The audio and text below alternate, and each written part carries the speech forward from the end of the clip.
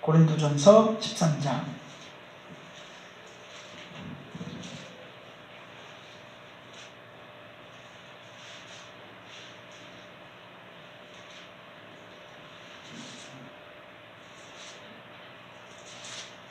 4절로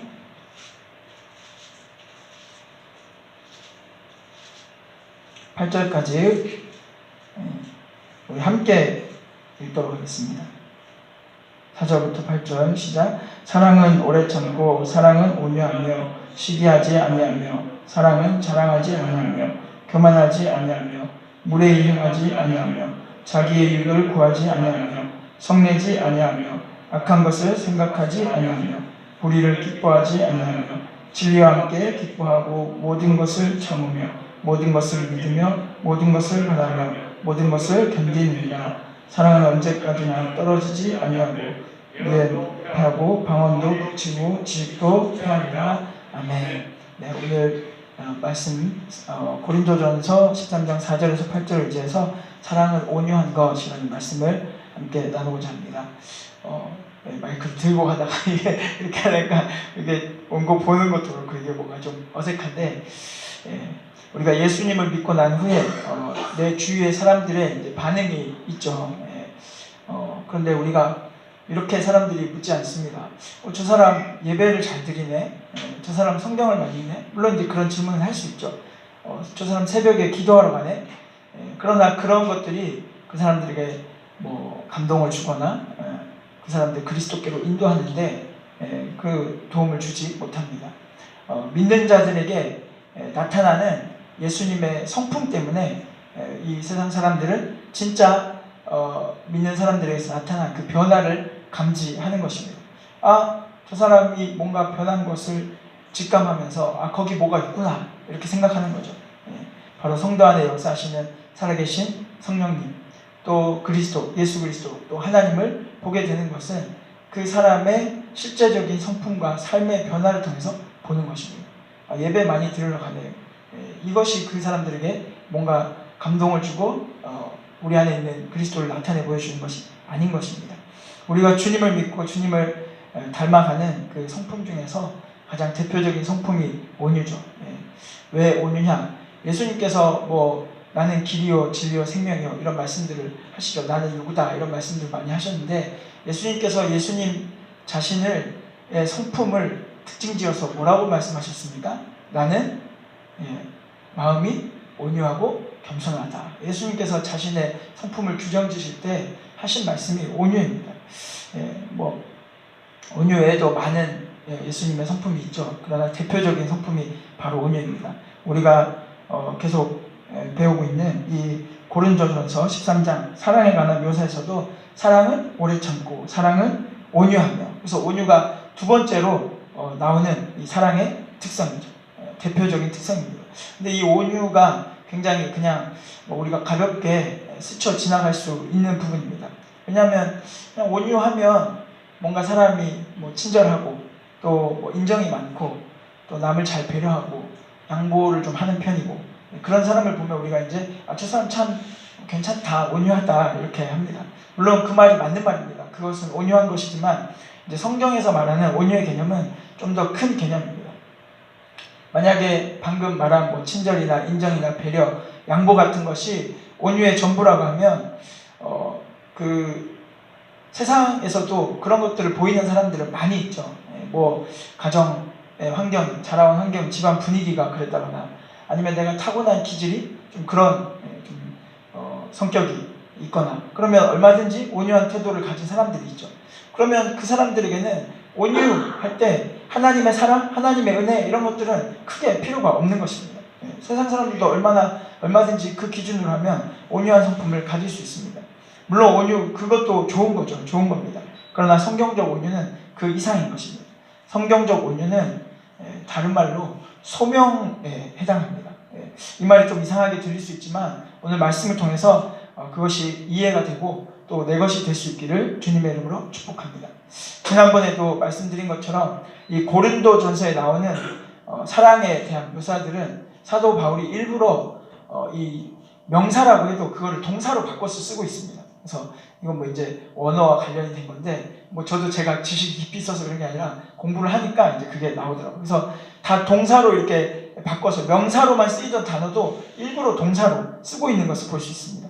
그 이유는 지난주에도 말씀드린 것처럼 사랑은 어떤 단순한 감정이 아니라 실천이고 행동이라는 것입니다. 많은 크리스찬들이 하나님을 이제 믿고 하나님 신앙생활하면서 내가 주님을 따르기는 따르려고 하지만 정말 내 안에 그 하나님에 대한, 내가 예수님을 처음 믿을 때 그 마음에 벅차오르던 감동, 그 따뜻한 사랑 같은 감정이 느껴지지 않는 것을 많이 염려합니다. 청년들도 그런 기도 제목을 내놓을 경우가 참 많습니다.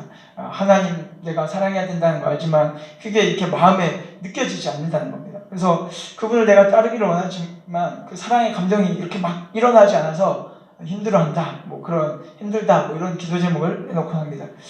그래서 이제 기도해 주세요. 사랑이 좀 느껴지도록, 이렇게 내가 그 감동이 좀 이렇게 마음이 쿵쿵하는 그 울림이 있도록 이렇게 기도 제목으로 내놓습니다. 물론 뭐 그 기도가 결코 나쁜 건 아니죠. 주님의 사랑을 느끼고 싶다는데 뭐 그것이 왜 나쁜 것이겠습니까? 우리 안에 그런 것을 회복시켜 달라고 우리는 구할 수 있습니다. 그러나 거기에만 매달리고 거기만 머무는 것은 속는 것입니다. 사랑은 보다 실천적이고 행위적인 측면이 사실은 더 본질이고 더 중요한 것이죠. 사도 바울이 지금 고린도전서에서 일부러 동사를 취해서 쓰는 것도 그러한 이유 때문인 거죠. 사도 요한도 요한일서 3장 18절에 이렇게 말씀하고 있습니다. 우리 같이 한번 읽어보겠습니다. 시작. 자녀들아, 우리가 말과 혀로만 사랑하지 말고 행함과 진실함으로 하자. 사도 요한이 사랑은 말이나 감정 이것이 아니라 행함임을 강조하고 있는 것입니다. 성경적인 사랑은 우리가 사랑의 감정으로 충만하지 않을 때조차도 사랑의 대상이신 그 하나님을 바라보고 그 하나님을 사랑함으로 그분을 위해서 또 그분의 말씀에 순종하며 사는 것이 바로 성경적인 사랑인 것입니다.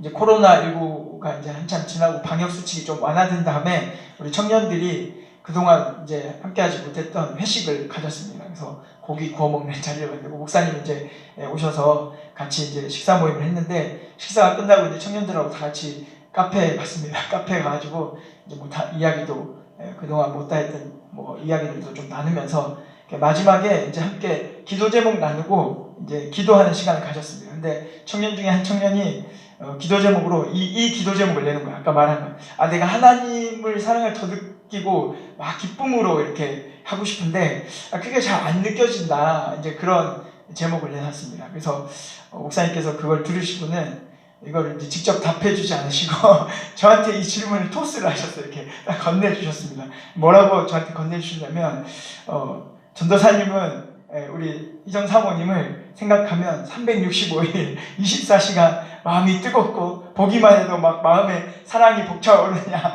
그렇게 질문하신 거예요. 근데 목사님이 그 질문을 하실 때 저희 아내가 바로 옆에 있었어요.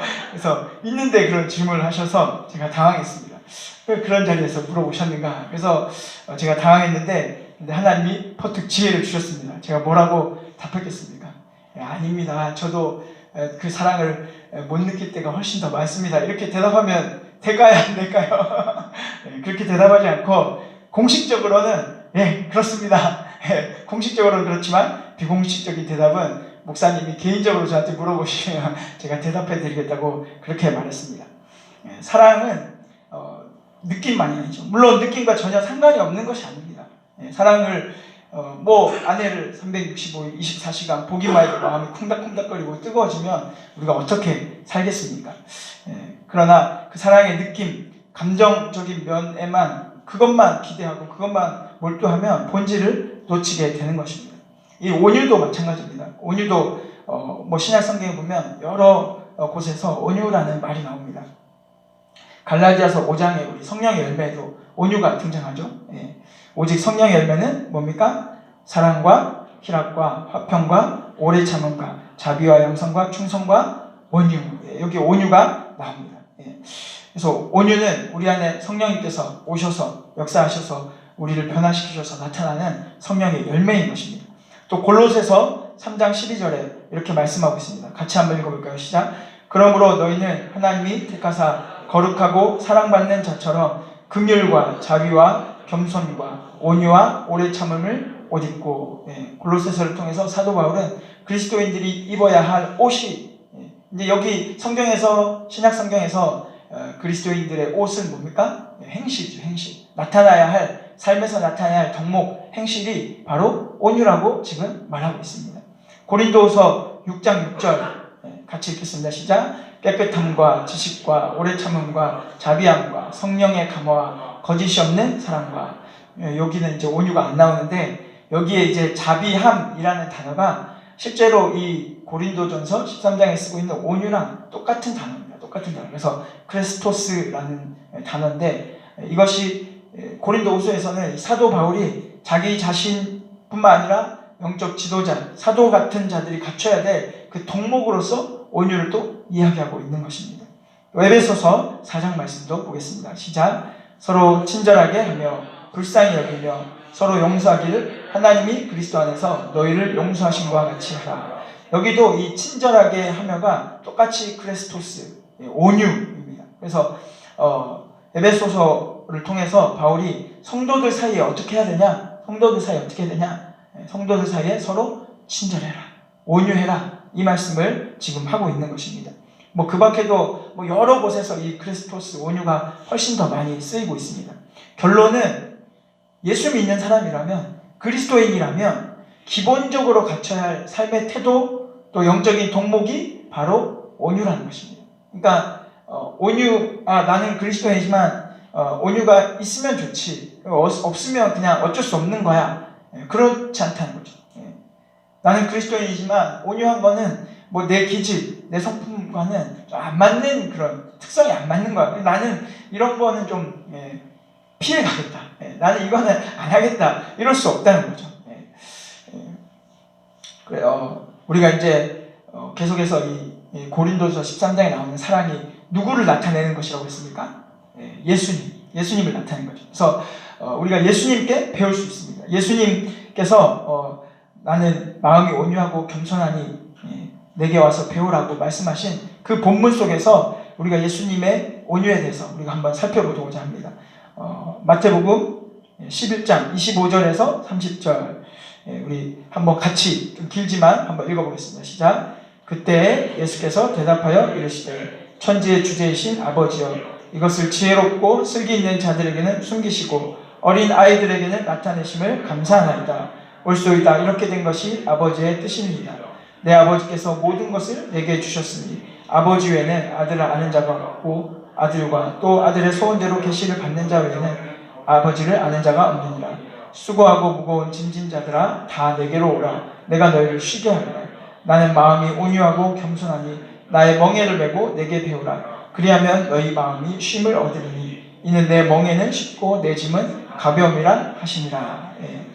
이제 이 예수님께서 사람들을 향해서 내게로 오라고 말씀하시면서 지금 이제 가르치고 계신 말씀입니다. 25절에 보니까 지혜롭고 슬기로운 자들에게는 뭔가를 숨기셨습니다. 여기 숨기셨다는 것은 이제 그리스도, 예수님이 그리스도이신 것, 또 복음, 이렇게도 얘기할 수 있습니다.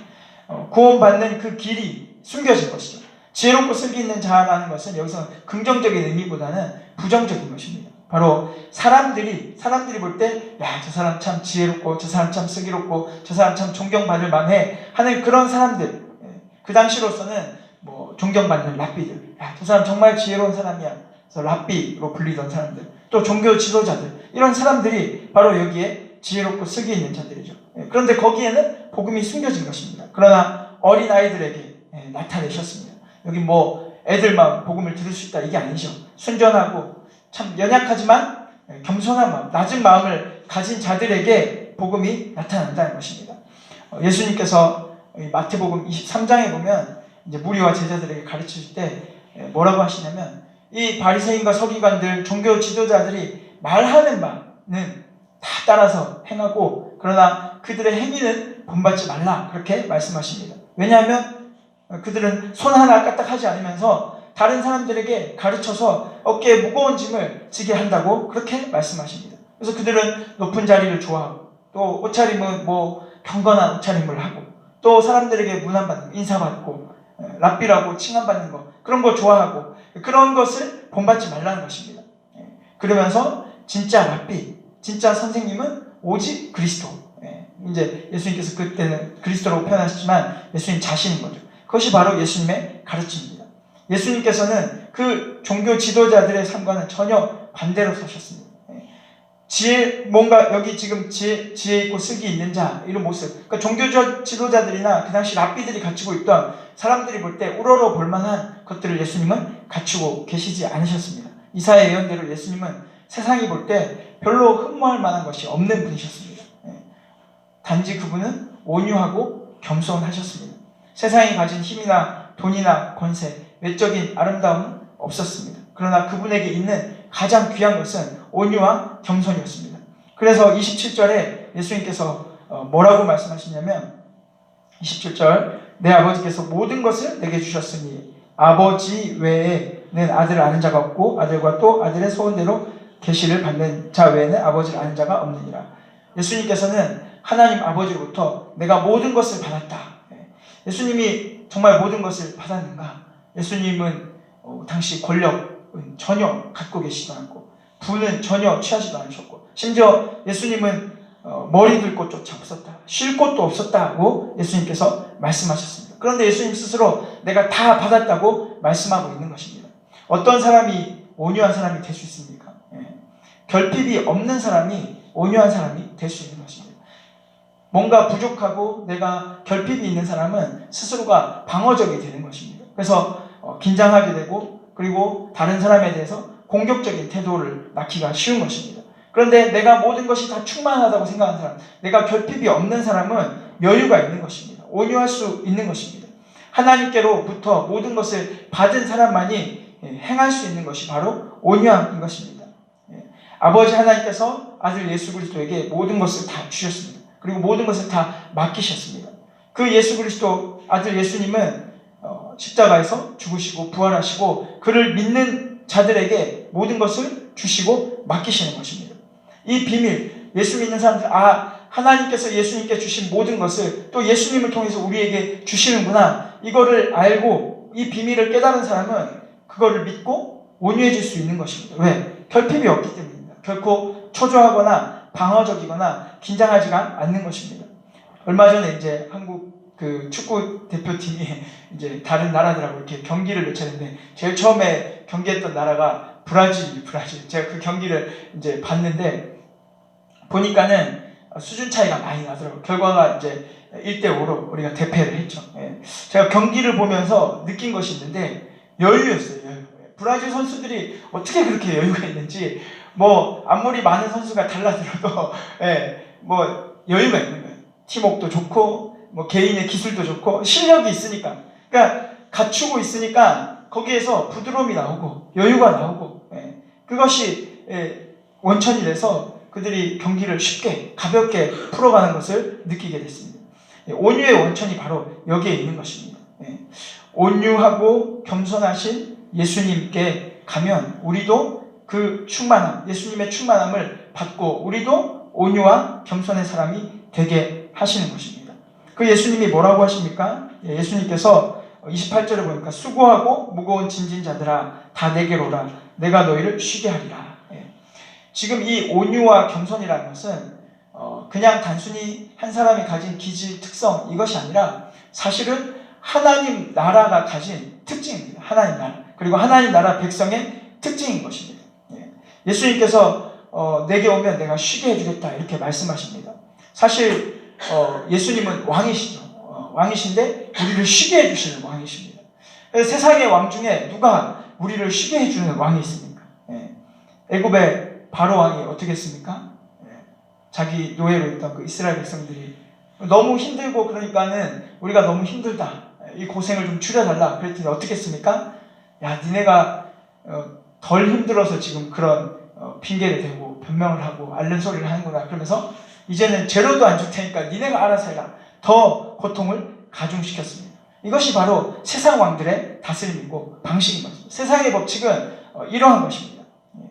또 어땠습니까? 솔로몬 왕이 물론 이제 하나님 앞에 또 성전을 다윗이 준비해서 이렇게 짓는 왕이었지만 그는 성전을 짓고 또 자기 그 왕궁도 짓죠. 왕궁을 짓고 이런 일에 백성들을 어마어마하게 동원했습니다. 너무 힘든 거예요. 그래서 이제 솔로몬이 물러나고 그 아들 누가 왕이 됩니까? 르호보암이 왕이 될 때 백성들이 기대를 하는 거죠. 야, 이제 솔로몬 때처럼 우리가 노역으로 고생하고 수고한 일은 좀 없어지겠구나 그랬는데, 이 르호보암이 지혜롭지 못해서 나이든 원로들의 말을 듣지 않고 젊은 그 관료들의 말을 들어가지고 아버지는 채찍으로 너희를 다스렸다면 나는 전갈 채찍으로 너희를 다스리리라. 그렇게 갔다가 나라가 어떻게 됐습니까? 두 쪽이 나고 말았습니다. 이것이 세상 왕들의 통치 방식이죠.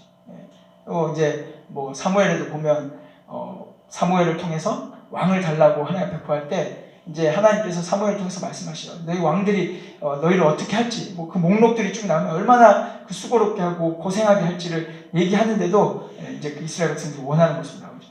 이것이 세상의 통치 방식이라면 하나님 나라는 온유로 다스려지는 것입니다. 주님께서 나에게 오라 내가 쉬게 하리라, 이것은 예수님께서 내게 오라는 것은 뭐 내게 와서 구원을 받고 이것도 다 포함되는 것이지만 결국은 내가 다스리는 그 나라, 나의 온유와 겸손의 그 통치 아래로 오라는 말씀이죠. 그리고 그 통치 방식을 배우라고 말씀하시는 것입니다. 온유와 겸손의 통치 방식을, 예수님께서 그 온유와 겸손으로 우리에게 품으시고 우리를 사랑하신 것을 먼저 경험하고 그것을 배워서 너도 그렇게 다스리면서 살아가라. 이것이 바로 하나님 나라의 원리인 것입니다. 온유는 그냥 단순히 몇 마디 친절한 말을 하고 따뜻한 말을 건네고 이것이 아니라 정말 하나님의 나라 백성들이 사는 그 근원적이고 근본적인 삶의 방식임을 이해하는 것입니다. 그리고 그것을 배우고 나도 그렇게 닮아가는 것입니다. 그리고 그런 것을 통해서 예수 그리스도가 전해질 수 있구나, 이것을 깨달은 사람들이 살아가는 모습이 바로 이 온유인 것입니다. 그래서 우리가 먼저 주님께 배워야 하는 거죠. 미국의 C 지저스 넷이라는 그 선교 제자 훈련을 하는 선교 기관을 세우신 폴 밀러라는 대표님이 이런 말씀을 하셨습니다. 사랑은 주는 것에서 시작하지 않는다. 사랑은 받는 것에서 시작한다. 우리는 우리가 받은 것만 줄 수 있다. 이게 무슨 말입니까? 우리가 하나님의 그 사랑 안에서, 예수님 안에서 온유와 겸손을 경험하고 그 온유로 말미암아서 우리가 구원받았구나, 이것을 깨달은 사람만이 그것을 나눠줄 수 있는 것입니다. 그래서 흥미롭게도 그 초대교회 그 교부였던 터툴리안이 남긴 글에 따르면은 당시에 세상 사람들이 예수 믿는 사람들을 부를 때, 그리스도인들을 부를 때 뭐라고 불렀냐면, 원래 이제 그리스도인 하면은 크리스티아니라고 불러야 되는데 그렇게 부르기보다는 크레스티아니, 이제 아까 제가 말씀드린 그 단어랑 비슷하죠. 크리스티아니라고 더 불렀다고 합니다. 단어의 발음이 아주 비슷하기 때문만이 아니라 세상 사람들에게는 그리스도인들이 예수님을 믿는 사람들이라는 것이 먼저 인식되기 전에 저 사람들은 크레스티아니, 온유한 사람들이야, 이거를 먼저 알려줬다는 거예요. 온유한 사람들이라서 저 사람들은 왜 저래? 그 마음 의문을 가지고 그 사람들에게 다가갔더니 그들이 예수 믿는 사람, 크리스티아니구나, 이걸 알았다는 거예요. 그래서 오히려 크리스티아니라는 말로 더 많이 불려졌다고 합니다. 그래서 초대교회 성도들이 온유한 사람이었다는 것을 알 수 있는 것입니다. 그들은 그 온유를 통해서 구원을 받고 그것을 배웠고 그것을 실천하며 살았던 사람들입니다. 그것을 잘 보여주는 것이 디도서에 나타나 있습니다. 우리 디도서 3장 4절에서 5절 말씀 같이 보도록 하겠습니다. 같이 읽겠습니다. 시작. 우리 구주 하나님의 자비와 사람 사랑하심이 나타날 때 우리를 구원하시되 우리가 행한 바 의로운 행위로 말미암지 아니하고 오직 그의 긍휼하심을 따라 중생의 씻음과 성령의 새롭게 하심으로 하셨나니. 이 디도서 3장의 4절에서 지금 자비, 하나님의 자비라고 하고 있는 이 단어가 바로 크레스토스, 온유라는 단어입니다. 세번역에서는 좀 더 이거를 이제 매끄럽게, 그러나 우리의 구주이신 하나님께서 그 인자하심과 사랑하심을 나타내셔서 우리를 구원하셨습니다 라고 번역하고 있습니다. 이 자비와 인자하심이 바로 하나님의 온유라는 것입니다. 하나님은 온유하심을 우리에게 나타내 주셨습니다. 그 온유하심을 나타내신 결정체가 바로 예수 그리스도죠. 예수님을 이 땅 가운데 보내주셔서 우리를 구원하신 것입니다. 그런데 그 구원은 우리의 행위 때문에 주신 것이 아니라는 것입니다. 우리의 행위는 전혀 그것을 받을, 그 온유, 그 사랑을 받을 자격이 안 되는데 하나님이 우리를 긍휼히 여기셔서 불쌍히 여기셨기 때문에 그 구원, 즉 중생의 시승이 우리에게 주어진 것입니다. 하나님의 온유가 우리에게 구원을 준 것입니다. 또 더 나아가서 그 하나님의 온유하심은 우리를 성령으로 새롭게 하신다고 말씀하고 있습니다. 성령으로 새롭게 되는 것은 바로 성화를 말하는 것입니다. 우리의 구원도 하나님의 온유로 된 것이지만 구원 받은 이후에 우리가 성화되어져 가는 그 과정도 바로 하나님의 온유로 이루어진다는 것입니다. 그리고 나서 디도서 3장 6절과 7절에는 이렇게 말씀하고 있습니다. 같이 읽겠습니다. 시작. 우리 구주 예수 그리스도로 말미암아 우리에게 그 성령을 풍성히 부어주사 우리로 그의 은혜를 힘입어 의롭다 하심을 얻어 영생의 소망을 따라 상속자가 되게 하려 하심이라. 바로 하나님의 온유하심이 나타난 것이 예수님인데 그 예수님으로 인해서 우리는 영생의 소망을 따라 상속자가 된다. 그냥 뭐 복잡하게 말했지만 결국 쉽게 말해서 영생, 영화에 이르는 것도 결국은 하나님의 온유하심 때문이라는 것입니다. 우리에게 주시는 중생, 칭이라고 할 수도 있고 구원이라고 할 수도 있고 처음 예수 믿고 우리가 구원받는 그것부터 시작해서 우리가 이 땅에서 살아가면서 성령으로 말미암아서 변화되어져가는 그 성화의 과정, 그리고 마지막 주님 재림하실 때 우리가 영화에 이르는 그 모든 과정이 하나님의 온유하심이 우리 가운데 역사하고 있기 때문에 일어나는 일이라는 것입니다. 우리가 받을 자격이 없는데, 우리가 그것을 누릴 자격이 없는데도 불구하고 하나님께서 우리에게 계속해서 베풀어 주시는 그 온유하심으로 말미암아서 우리는 구원받고 변화되고 영생에 이른다는 것입니다. 그 온유하심을 경험한 사람들은 그 온유를 배우는 것입니다. 그리고 그 온유를 실천하며 살아가는 것입니다. 바울이 지금 이 디도서를 디도에게 편지하는 목회의 서신이죠. 디도라는 사람 개인에게 보내는 편지입니다. 이 디도에게 편지를 쓴 목적도 바로 그것입니다. 디도는 그레데라는 이 섬의 목회자였습니다. 그 지역의 목회자였습니다. 그런데 이 그레데 사람들은 1장에 보면 전혀 온유한 사람들이 아닙니다. 1장 12절에 보면 바울이 뭐라고 하냐면 한 선지자의 말을 빌려서 그레데인들은 항상 거짓말하고 항상 악한 짐승이고 배만 위하는 게으름뱅이다 이렇게 표현하고 있습니다. 또 오늘 본문 방금 읽었던 본문 바로 앞에 보면 3장 3절에도 그들은 악독과 투기를 일삼고 가증스럽게 서로 미워하면서 세월을 보낸다라고 그렇게 말씀하고 있습니다. 그런데 그런 사람들에게 바울은 디도가 어떻게 목회해야 될지를 3장 2절에서 이렇게 말씀하고 있습니다.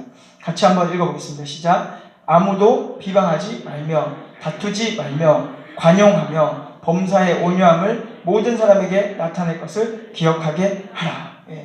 온유가 없는 사람들에게 디도가 먼저 온유를 나타내고 그들에게도 그 온유를 살 수 있도록 그렇게 나타내라는 것입니다.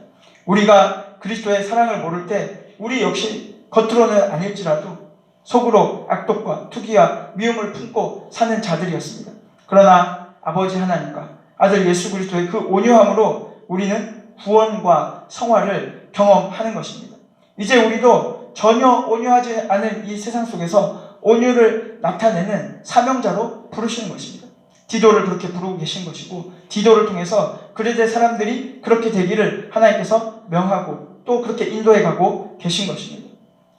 온유는 그저 우리가 친절, 겸손, 동정 그런 것이 아니라 하나님 나라에 살아가는 방식이라는 것을 우리가 알 수 있는 것입니다.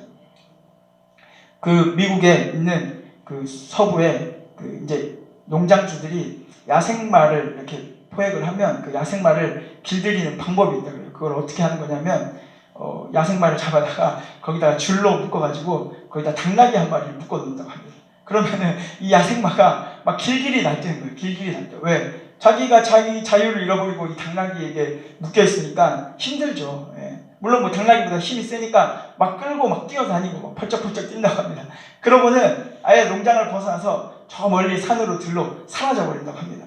그러면 아이고 겨우 잡았던 야생마 놓쳤네. 우리 당나귀까지 가지고 갔네. 그러고 걱정하는 것이 아니라 그냥 가만히 내버려 둔다고 합니다.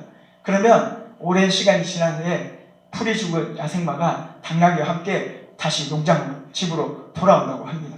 하나님께서 마치 우리를 이러한 방식으로 온유함을 길들이시는 것이 아닐까 그러한 생각을 하게 됩니다.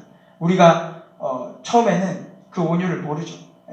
그러나 예수 그리스도의 그 사랑으로 우리가 계속해서 그 사랑에 부딪히고 그 사랑을 경험하고 그 온유를 경험함으로 말미암아서 우리의 속사람이 온유한 사람으로 변화되어져 가는 것이죠. 그리고 그 온유함, 예수님의 온유함, 예수님의 그 통치를 우리가 배우고 나면 이렇게 사랑하는 것이고 이렇게 섬기는 것이구나. 이것을 우리가 몸에 체득하고 나면 이제 우리도 어떻게 사는 것입니까? 그 온유를 가지고 세상 가운데 나아가는 것입니다. 처음 말씀드린 것처럼 우리가 그리스도인으로 변화되어서 이제 살아갈 때, 우리가 다른 사람들을 그리스도께로 인도할 때 우리가 어떤 다른 것으로 그 사람들에게 감동을 주고 변화를 주는 것이 아니라 정말 우리 안에 변화된 속사람을 보고 그들은 우리 안에 있는 그리스도를 보게 되고 그리스도께로 인도되어지는 것입니다.